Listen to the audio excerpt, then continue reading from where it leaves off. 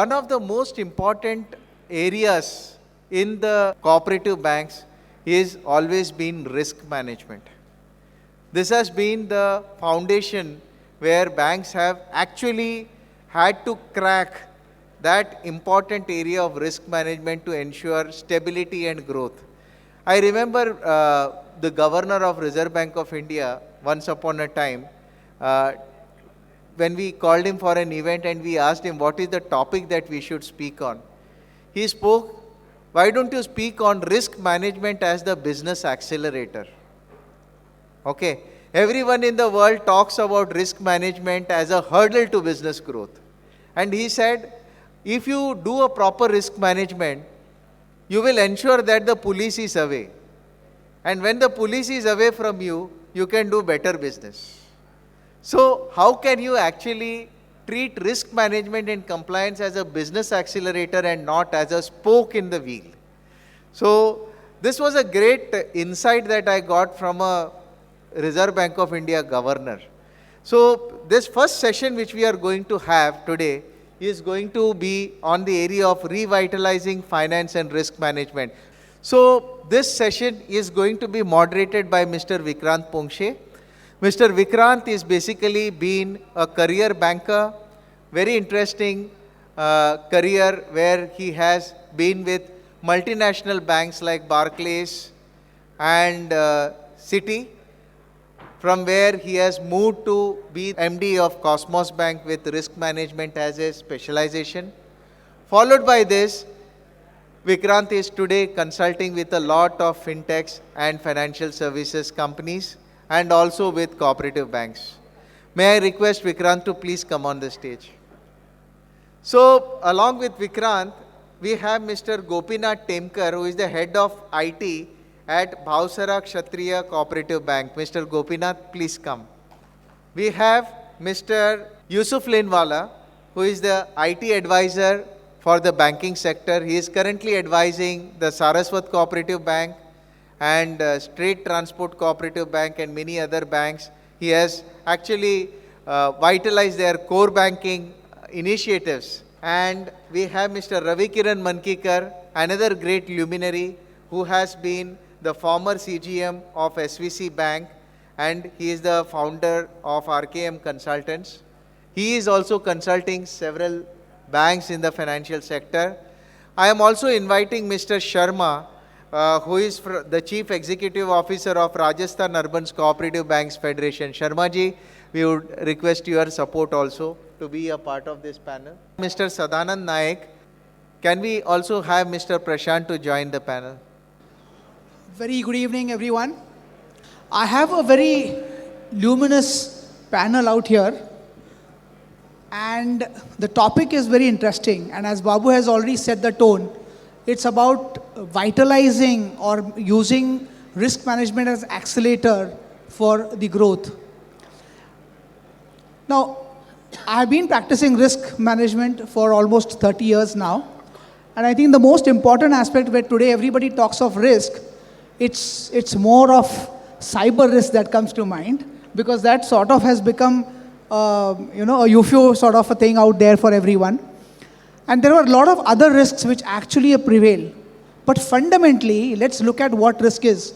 And simplistically, anything that is a hurdle for us in achieving our objective is a risk. And so from that perspective, you look at it, and then you look at the risk management part, then I'm sure we will be able to identify multiple risks which actually are impediment for our growth. A heavily governed and regulated entities or the overguarded regulation is also a risk. Yeah, so if we at some point in time when we say, oh, the regulator is becoming, it's more of a regulatory terrorism, right? That also is a risk. And I don't want to be politically incorrect or correct at this point in time.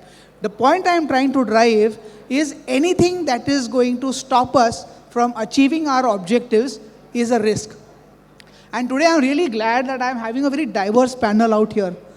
And the topic that we were going to discuss is on revitalizing finance and risk management, right? So from that perspective, the first 5-10 minutes, we'll talk about revitalizing finance in the urban sector, urban cooperative banking sector, more focus on that, and then we will come to the risk management perspective per se. Sir, आप federation से हो और काफ़ी सारे लोग, काफ़ी सारे बैंकों को आपने काफ़ी नज़दीकी से देखा है. जनरल अगर आप बात करें तो ये हो रहा है कि जो कोऑपरेटिव बैंकर्स का बिजनेस मॉडल जो है, शायद वही क्वेश्चन होने की संभावना है. Man that the basic fabric of cooperative banking, अगर वो नहीं होता तो probably there would not have been an entries of microfinance institutions or small finance bank, or RBI would not be so liberal in giving licenses to NBFCs had the cooperative banks done their job well. So from that perspective, with the margins coming down, Reserve Bank of India now almost giving circulars on the do's and don'ts of आपको कितना पैसा लेना है, कितना fees लेना है कि नहीं लेना है. They have gone boiled down to those aspects. And I know, I mean, it's more of a relief that once the rates were also regulated, and today at least we don't have them regulated, but any small aspects also are being regulated by them. तो ये सारी चीज़ों में जब pressure बढ़ रहा है, NPS का खतरा बढ़ रहा है, margins are under squeezed, so what is it that the cooperative bank should do to revitalize the finance part of it, which is the fabric for everything? We'll start from you, sir. आपने सही फरमाया विक्रम साहब. मैं start करूँ इससे पहले मैं राजस्थान की थोड़ा सा आपको बताना चाहूँगा. There are 35 urban cooperative bank, और उसमें स्मॉल बैंक्स भी हैं, बिग बैंक्स भी हैं, मल्टी स्टेट बैंक भी हैं, इवन यूनिट बैंक भी हैं, सैलरी रनर बैंक्स भी हैं. जहाँ तक रिस्क की बात है, रिस्क इन सभी बैंकों के सामने है ही है.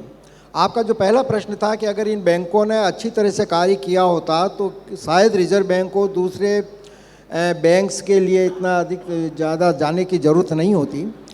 ये बात कुछ अपनी जगह तक सही हो सकती है, इसमें कोई दो राय नहीं. लेकिन हम सब इस बात को भी भलीभांति जानते हैं कि इन बैंकों की शुरुआत के साथ में ही इनके साथ बहुत सारी लिमिटेशंस रही हैं.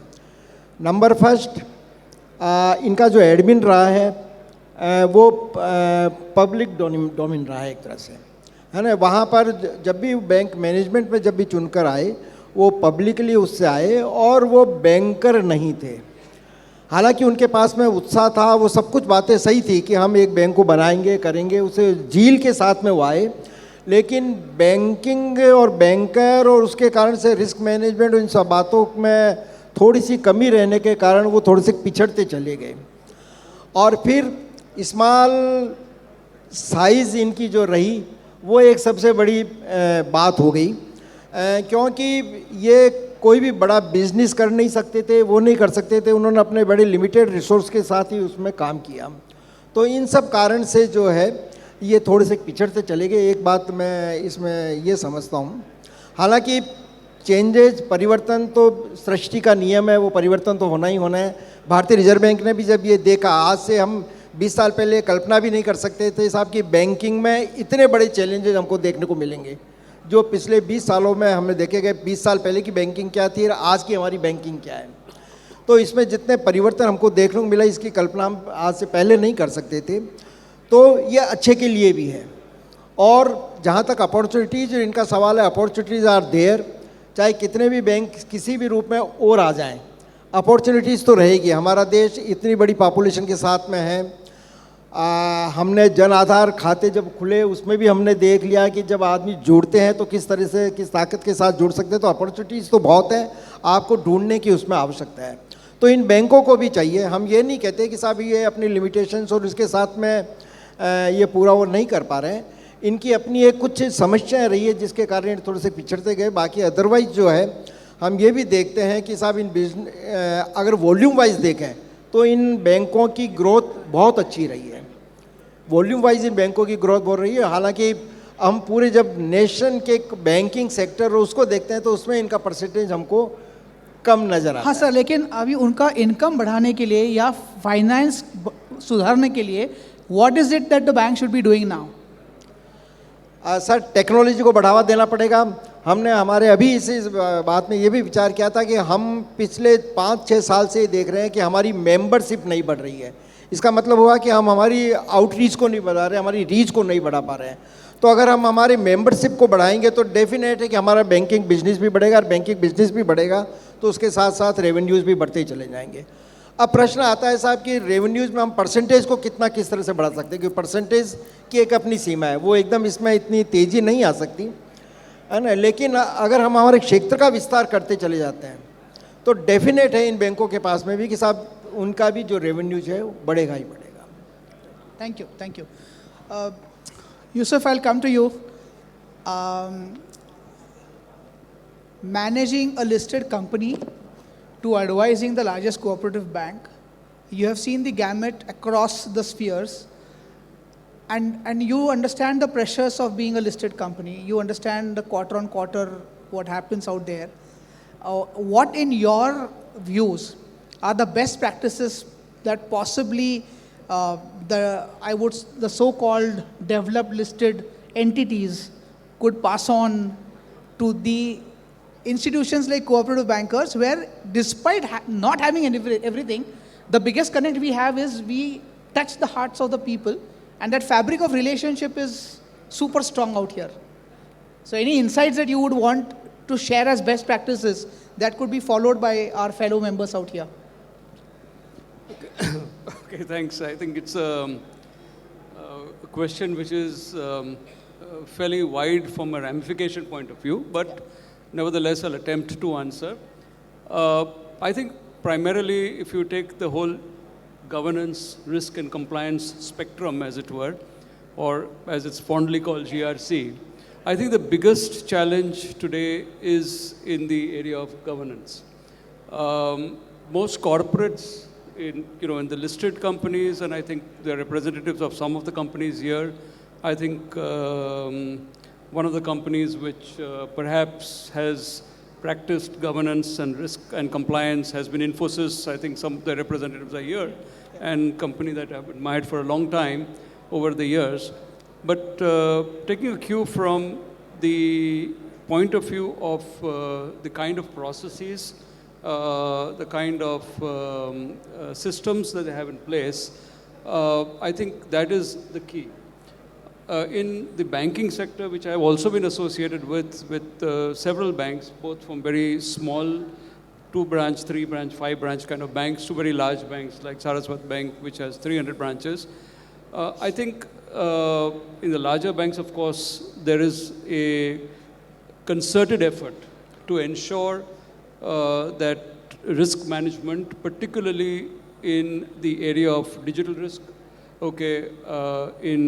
and compliance with various Reserve Bank of India directives which have been coming in from time to time, particularly in cyber risk and in digital risk over the last 4 years.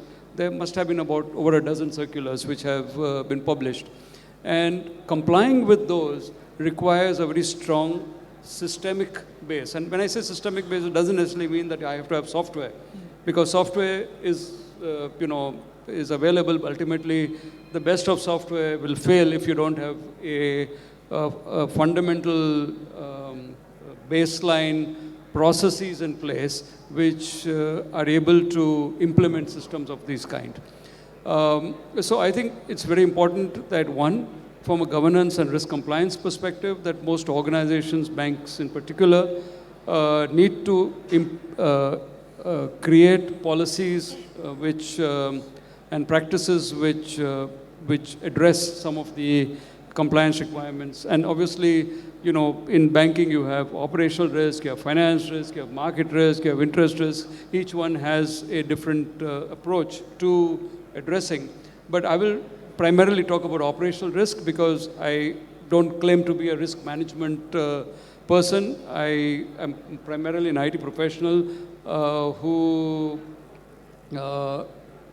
implements systems for organizations to finally benefit from. So in a digital risk environment, I think the fundamental baseline has to be policies and processes. Okay, so unless you have policies and processes which are in place, it is impossible to implement any software system. And then in those policies and processes, of course, you can go through a list of 200 different processes. But in those policies and processes, if you are in a position to implement the variety of software solutions which are available globally, locally, etc. We talk about AI-based, ML-based solutions, but ultimately it's a question of what kind of data discipline I've got.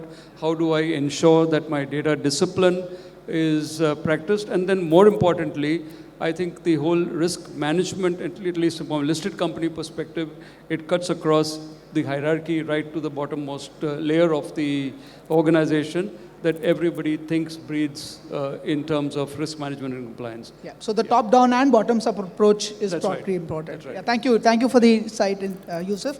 Prashant, I'll come to you straight because normally when people around here know the two gentlemen here and they think they'll be talking about IT, but I want to give you a surprise, and that surprise element would come in a bit later.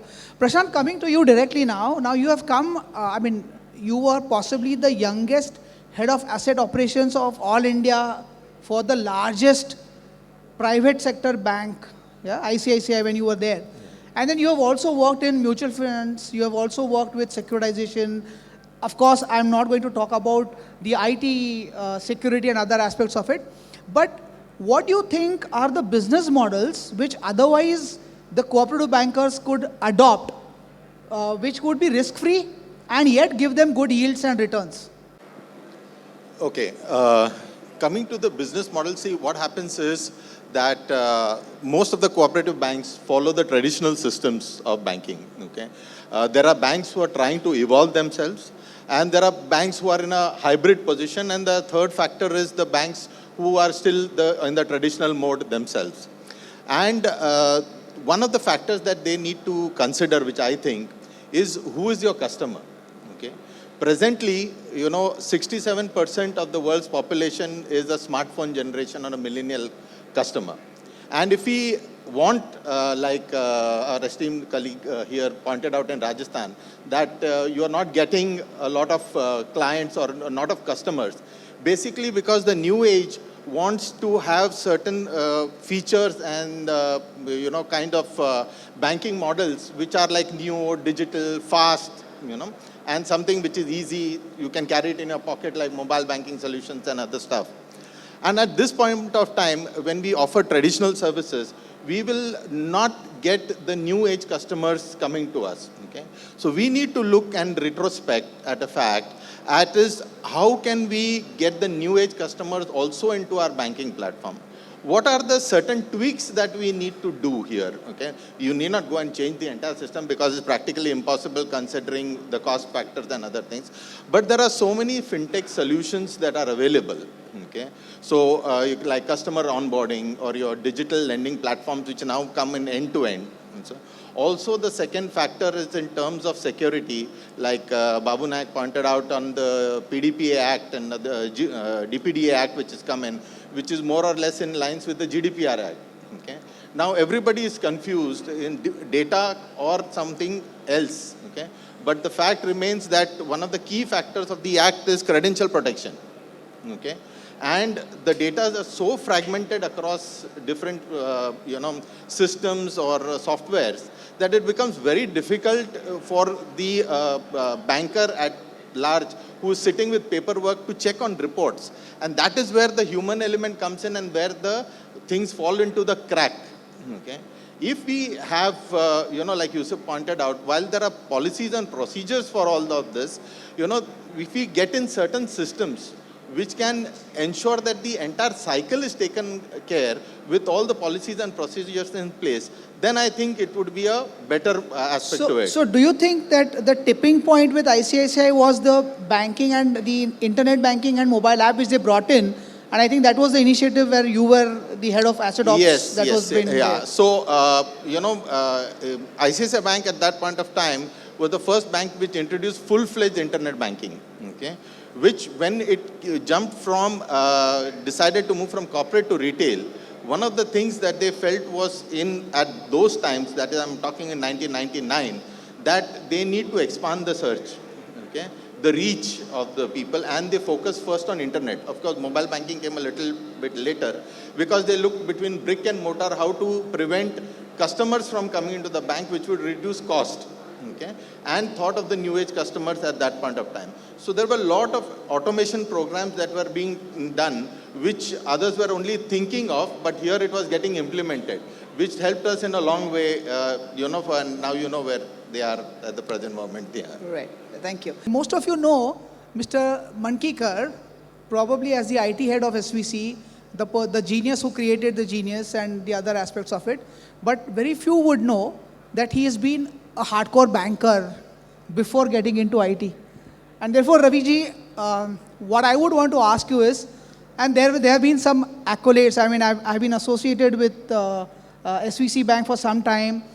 In fact, when we started risk management in cooperative banking, and I joined Cosmos to set up the risk department, I approached Saraswat and SVC, being the top banks, so that we could have a joint platform or an exchange of knowledge. And that was, in that connection also, I remember meeting Mr. Raviji at that point in time as well. I guess it was in 2012 or so. But most important aspect of it was, there were other accolades which I got to know about you during that phase. So if you could just quickly, briefly tell everyone, not about the cyber risks and other aspects, but the other perceived risks which could be overcome so that we could have a better revenue growth for cooperative banks. Thank you, Vikrantji.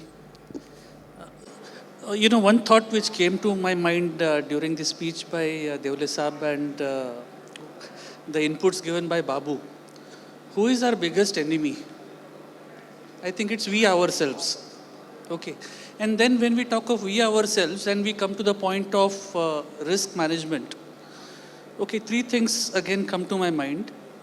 Okay, any organization works on three pillars primarily: people, processes, and technology. Okay, and believe me, technology is the easiest of all. The most difficult is people. And to make people work properly, you need to have processes.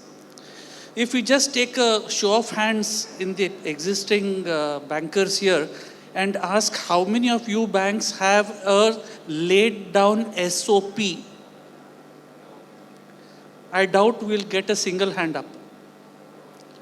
Now that defines where we go wrong, and that answers the thought which Devle Saab said, why are 50% of our banks in SAF? Because we do not believe in the culture of being process driven. We believe in the culture of being person driven.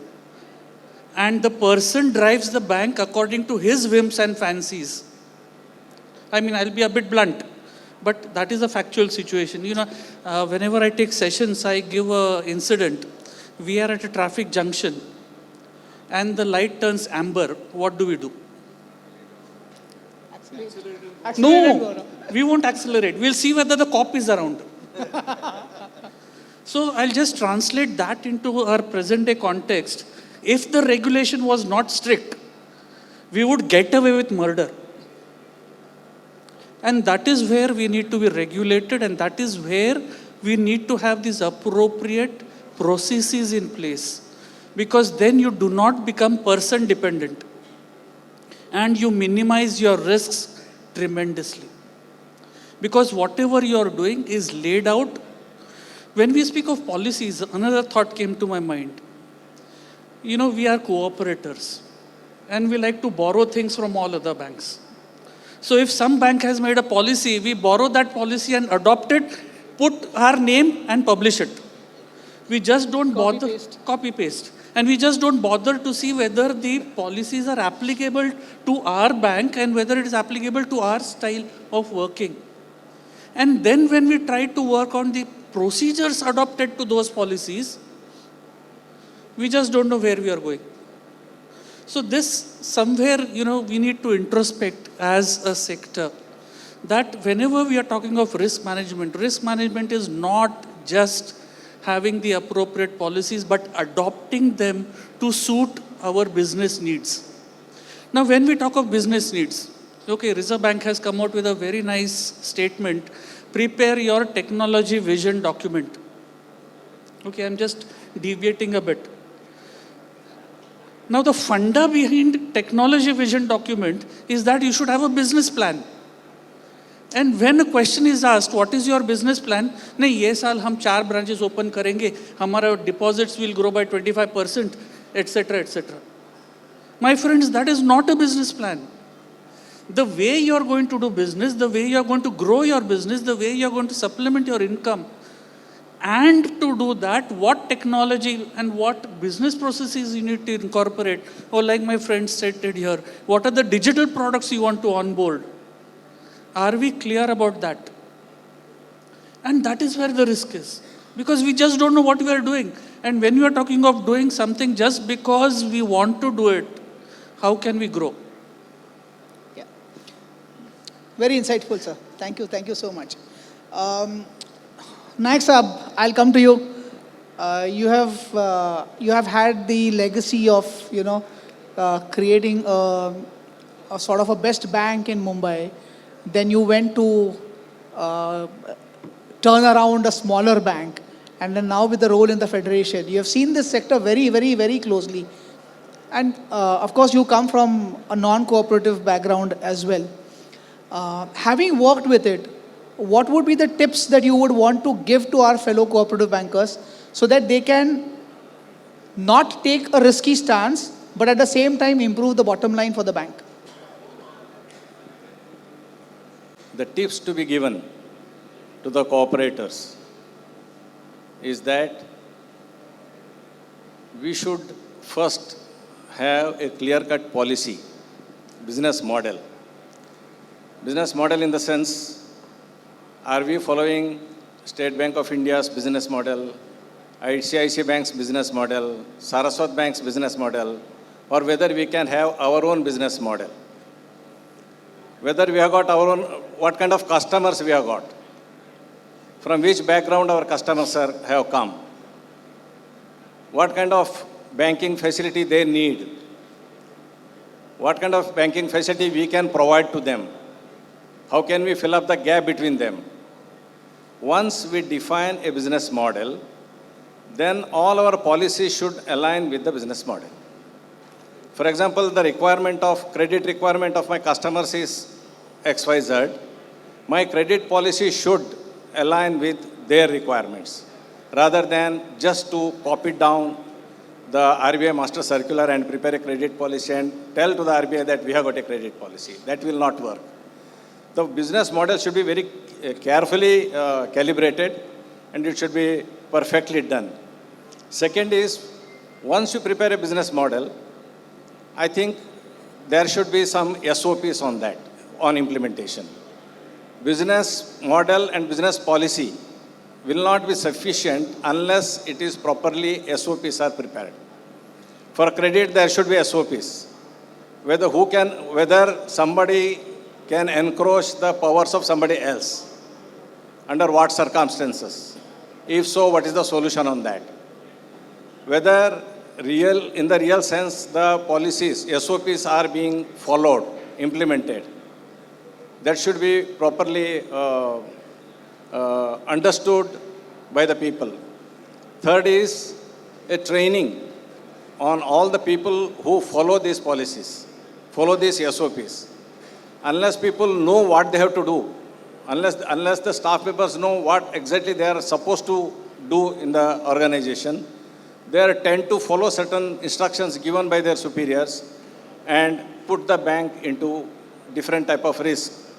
Majorly, I speak about credit risk. Fourth, if the bank is of reasonably a bigger size, bank should appoint a chief risk officer. The chief risk officer should be independent person. He should be a party in the decision making about the approval of the proposals, whether he has been authorized to be a signatory or votary in the decision making or an advisor in the decision making, doesn't matter. But his advice or his say has to be noted while the credit proposals are being approved. Last and most important thing is compliance. All these things make sense if they are properly complied. Otherwise, entire thing we speak should not remain as a theory. So the tips to the cooperators is that unless you have a proper business model and implementing this business model by way of SOPs, it is very difficult in today's circumstances to cope with the changing instructions, changing guidelines issued by RBI from time to time. And another important thing is the banks which have got SAF, which are under SAF, should have a risk appetite. They should define their risk appetite. How much risk we can take? While approving the credit proposals, if my NPA level is 20%, can I afford to consider the proposals of high risk category? If my risk level is 10%, my NPA level is 10%, how much, what kind of proposals, what level of risky proposals I can entertain? If my NPA is 0, so can I entertain high-risk proposals and increase my income? Because normally the income is always related to the risk profile of the borrower. So this kind of risk appetite has to be first defined based on your past performance over a period of time. And to overcome, if you are in a good position, go for high-risky proposals. If you are not in a good position, if your NPA levels are high, then better avoid high-risk proposals and go for medium or low-risk proposals. I hope this will take care of it. Yeah, absolutely. And I think the thread of, governance is coming across. Gopinath ji, I'll come to you. I mean, being an IT head, and I know everybody is talking, and today if we talked about new age banking and the way Prashant said, understanding the customer and knowing their requirements, do you think with the framework that RBI has put in place from cyber security risk or the outsourcing do's and don'ts that they have brought in place, or the models, the new business models which are evolving, do you think currently cooperative banks are poised, the IT departments are poised to actually take this further with the collaborative, we are cooperators, so we definitely can cooperate with fintechs and other things. So do you think that is a sustainable model which the bankers could and should look at? Yeah, as you rightly said, what is happening with the cooperative bank sector is, among the 1,500 cooperative banks are there, around 800 to 900 banks are under Tier 1 banks. So Tier 1 banks doesn't have their own capacity to build their own models and adopt the IT and comply with the regulations. I must say that actually RBI regulations are enabler for cooperative banks rather than distractions. What has happened is, because of the RBI regulations, many of the smaller banks, they adopted core banking solutions. They adopted the technology. They collaborated with the other bigger banks and fintech companies, and they are able to service the customers. As he likely said, since the COVID has happened, cooperative banks are lagging behind because they are running their own legacy models. They don't have a plan to approach the newer generation. As he said, during the COVID time, customers are hesitant to visit the bank. And with the banks which has not adopted the technology, they were not able to cater to the customers. So this is the era where the cooperative banks with the single unit or the Tier 1 banks, because bigger banks, they can adopt the technology very easily. But when it comes to the smaller banks, it is very, very difficult for them to go for it. So it is better to collaborate with their own area of the banks and with approach bigger banks and have the technology adopted, which can serve the need of the customer, attract the customer, and as he said, because the technology driven, as I observed, what has happened is ICICI Bank, when they grown up in the market, actually they adopted the technology. You can observe during that point of time, SBI was lagging behind very well. Now you just see that SBI is also running very good because of the adoption of the technology. So this is the area where the cooperative banks should also think about it and adopt the technology. So it will be an enabler for all the banks, cooperative banks, to go ahead with it. That is what I say. Thank you. Thank you. One last one-liner from each one of you. Nyak sir, we'll start with you. Identify the inherent risk, manage the manageable risk, control risk, and take care of residual risk, and survive. Thank you. Thank you. Sir, सतत प्रयत्नशील, continues to achieve goal. great. Process, process, process. Very well said. Gopinath ji. Yeah. Actually, one proverb is there in English. If you are failed to prepare, it will lead to the preparing to fail. That is the need of the day. We believe we are strong, so know our strengths, and more important, know our weaknesses, and then put appropriate measures to counter those weaknesses. Very well said, sir. Prashant. I would say in 3 words, compliance is better than penalty. Right. Thank you so much. I enjoyed moderating this panel. And just parking notes which I would like to share with you. I have been associated with a couple of you, and I'm sure the entire panel would want to give suggestions to the all cooperative bankers. देखिए क्या हो रहा है कि we do say that we have competition from small finance banks. I have been working very closely with small finance banks, and they feel that their business model has lacunas and problem. हाँ, जैसे अभी railway साहब ने बोला कि 88% of their portfolio has to be less than 25%, and therefore it is not a sustainable business model. दूसरी बात ये है कि they don't have a vintage, and therefore there are very few banks. You must be seeing that they are giving better rate of interest, but still they are lacking in deposit mobilization and CASA. And then the next competition that we have are fintech companies and NBFCs. Fintech companies, there is no trust element because it's not a bank. For NBFCs, they say, अरे हमारा business model इतना बेकार है कि we have to borrow money to lend, and we don't have access to low-cost deposits. My dear friends, let's introspect. And the reason I wanted to draw these points to you is the biggest threats that we have, the problems that we have, is augmentation of capital. But as Yusuf mentioned, if we are able to put a governance and the GRC in place, we could also think of listing cooperatives, which is in parlance in some of the countries in the world. We could also look at the technology, all the technology, whatever an ICICI or a state bank can give, can be offered by a cooperative banker today. But the problem that we have is the biggest risk which I perceive in the cooperative sector is the people risk, and the mindset risk, as Ravi ji mentioned. The problems and the limitations are set by us. And I'm sure by end of tomorrow, after receiving the best of awards that we have, we will re-emerge and revitalize in the days to come. Thank you all for being a patient listeners. Thank you. Over to you.